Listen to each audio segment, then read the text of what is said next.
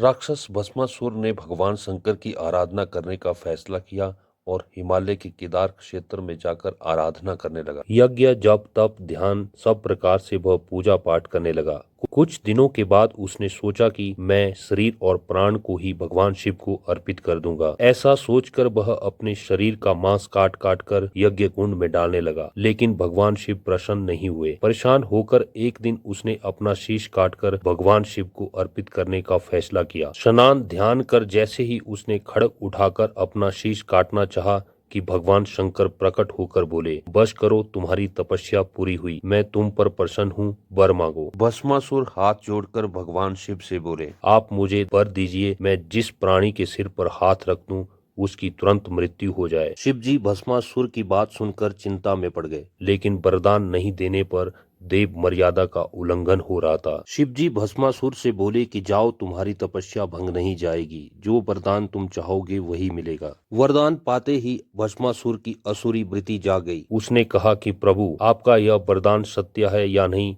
इसकी परीक्षा लेना चाहता हूँ, इसलिए पहले आपके सिर पर हाथ रखकर देखना चाहता हूँ कि इस वर में कितनी सत्यता है। भगवान शंकर ने सोचा कि यह राक्षस कुछ नहीं सुनेगा। जब भस्मासुर शिवजी के सिर पर हाथ रखने के लिए आगे बढ़ा, शिवजी वहां से भागने लगे। शिवजी भूमंडल छोड़कर देवलोक तक भागते रहे और भस्मासुर भी उनका पीछा करता रहा। अंत में भगवान शिव विष्णु लोक पहुंचे और विष्णु जी को अपनी परेशानी बताई। विष्णु जी ने हंसकर कहा कि कुछ भी हो, आपके वरदान की सत्यता तो सिद्ध करनी ही होगी। भगवान विष्णु ने योग माया से एक वृद्ध तेजस्वी ब्रह्मचारी का स्वरूप बनाया और भस्मासुर की ओर चल पड़े। भगवान विष्णु को जब भस्मासुर आता हुआ दिखाई दिया तो उन्होंने आगे बढ़कर उसे प्रणाम किया। उन्होंने भस्मासुर से कहा कि असुर राज, कहाँ भागे जा रहे हो? लगता है कि आप बहुत थक गए हैं, शरीर को थोड़ा आराम दीजिए। आप सब प्रकार से समर्थ हैं, फिर भी मेरे योग्य कोई काम हो तो बताइए।